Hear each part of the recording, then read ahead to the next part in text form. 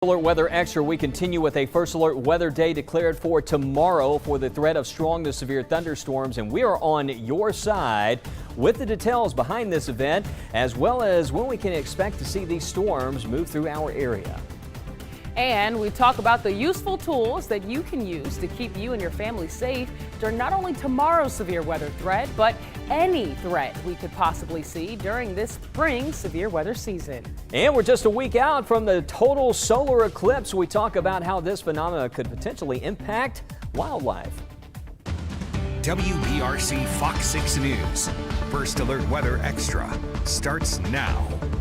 And welcome into First Alert Weather Extra, joined again by meteorologist Tania Michelle. Tania, we talked about this last week, watching the system for tomorrow. Looks like a significant severe weather threat setting up for not only Alabama, but parts of just the eastern third of the country. Yeah, absolutely. We're seeing severe storms right now out to our west, and that's what we're expecting to move in for us by tomorrow evening. So we want everyone to be weather aware and alert. We're going to continue to give you updates throughout the night tonight, but also tomorrow, of course, as well. Yeah, and sometimes as we monitor, we declare a first alert weather day and we see the conditions, it doesn't look so bad after all. As we gather more data, we have continued to see those threats, those ingredients for tomorrow, so we're still holding on to that for Tuesday. That's the next big thing, a first alert weather day, and this will start around 4 o'clock tomorrow, continuing through midnight tomorrow night for a threat of severe storms. Some of those could produce some damaging winds. Also, the risk is there for tornadoes for tomorrow as well, so do make sure you have multiple ways to get those alerts. As Tania mentioned, this is what we are tracking. You see back to the west here, several severe thunderstorm warnings. Those extend not only back across the classic tornado alley, but you can see there from South Texas all the way across Oklahoma City. But look at this all the way to St. Louis and even parts of Chicago dealing with some stormy weather right now. But this is the system. This is what's on the way for tomorrow, and that risk has been elevated to more of an enhanced risk, level 3 out of 5 for parts of Alabama, especially for areas to the north. Now, right now, no storms on radar for us. This is just ground clutter, so if you're heading out this evening, it actually feels nice and warm. We're going to have a breeze out of the south. That wind's going to pick up tonight. Could be gusty out there at times. Winds could gust up to 20 miles per hour. Temperatures in the 70s. But let's talk about tomorrow. This is a slight and enhanced risk. This is the outlook from the nation's Storm Prediction Center. We do not issue these outlooks, but I just want to let you know the entire area tomorrow. I wouldn't focus too much in on this. I would, no matter where you're at in our coverage area, I'd check my weather radio tonight. I'd have a plan for tomorrow afternoon and evening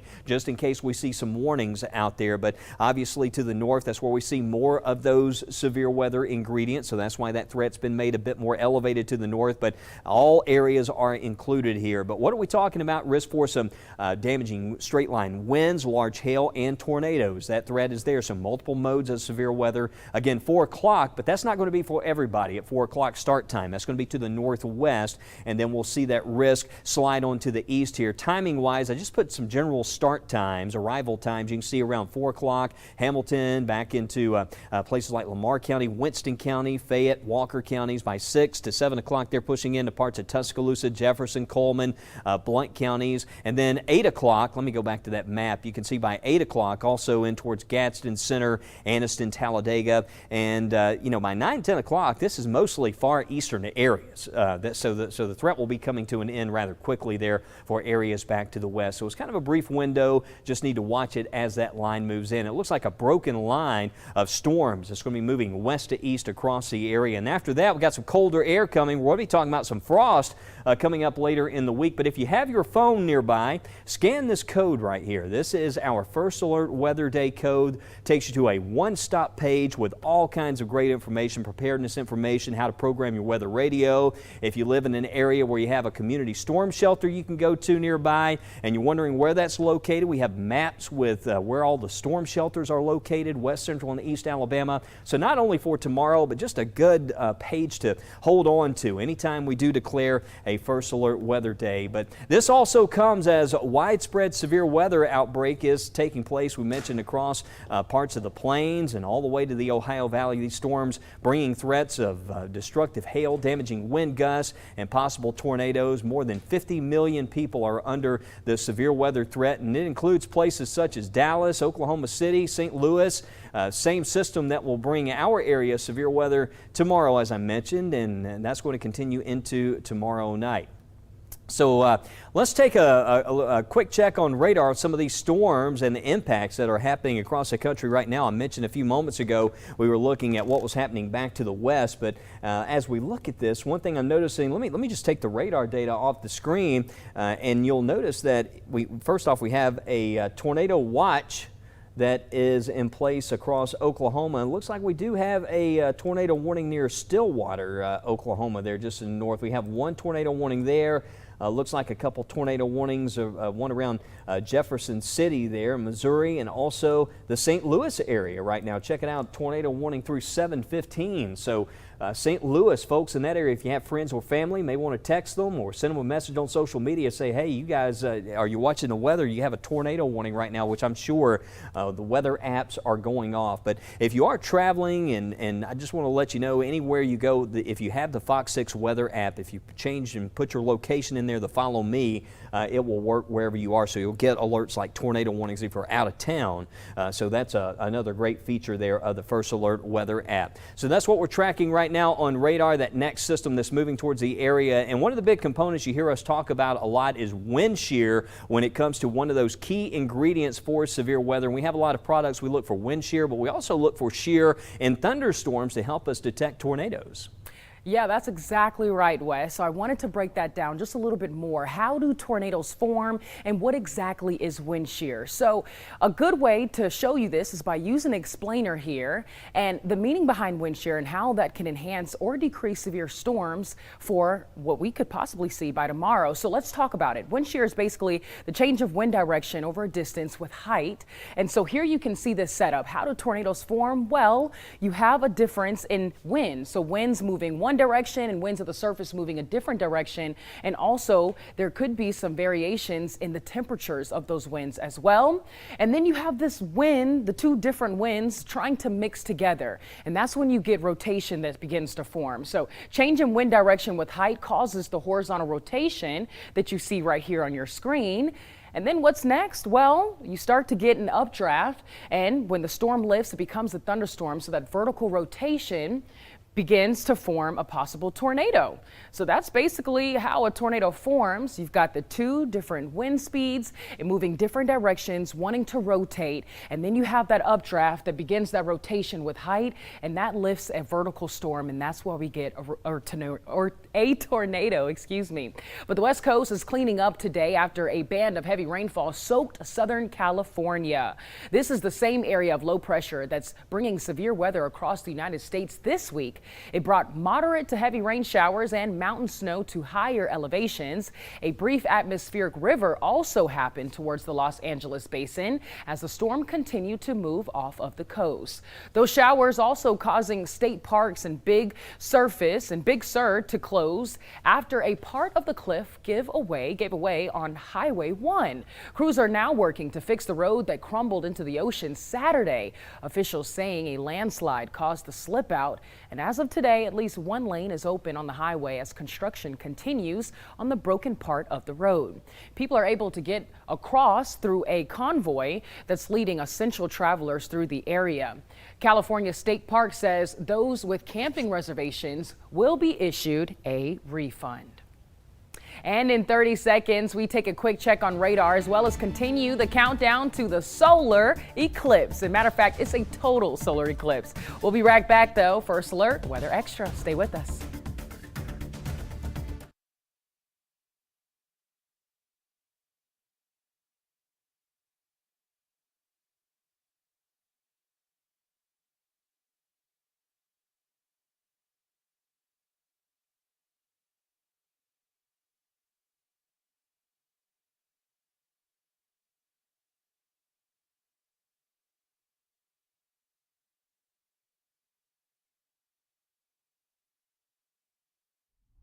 Again, it's a first alert weather day tomorrow for a threat of severe storms, 4 o'clock until midnight. All modes of severe weather, tornadoes, damaging winds, large hail, especially areas to the north where we see that enhanced risk, but the entire area is included. So, I mentioned this earlier. A lot of times around here, I get a lot of posts and questions on Facebook about what kind of severity will we see here. There's never really guarantees, and I don't see a major tornado outbreak kind of set up for our area, but it's one of those classic April, spring severe weather threats where we could see a few warnings out of this. And just always keep in mind, even though you see a tornado watch, even though the conditions can become favorable, that's no guarantee that a storm is going to form a warning. But when we see those conditions favorable, we're certainly going to give you the notification so you can be well informed. So just watch this tomorrow afternoon, evening. Hopefully we get through it, but it is a day we need to certainly be paying close attention to the weather. I think Wednesday, again, some big improvements. We'll get this out of here soon after midnight tomorrow night, and the rest of the week the focus then turns to another threat for frosty weather. Can you believe it, Tania? Here we go again.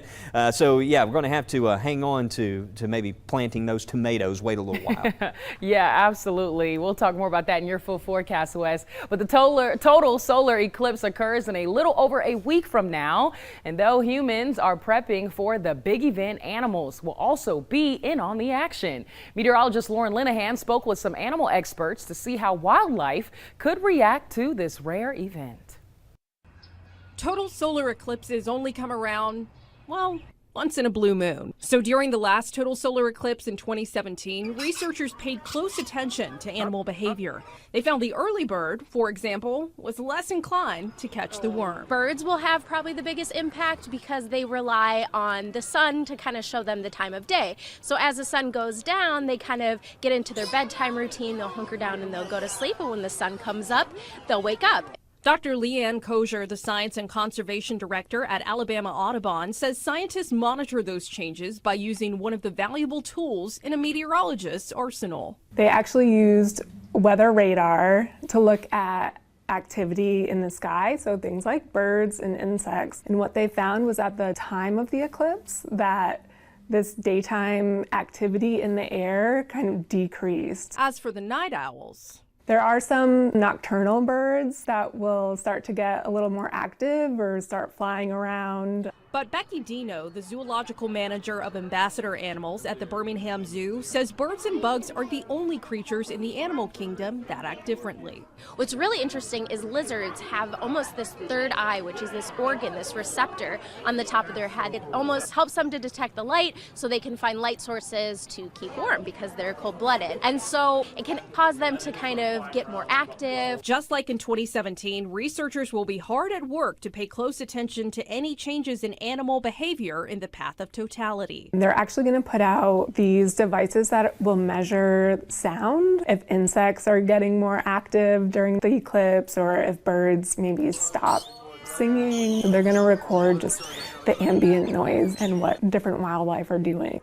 Not every animal may be impressed with the celestial event, though. In 2017, I was up watching the eclipse up by the elephants, and they didn't seem to mind. They didn't seem to notice or to care what was going on.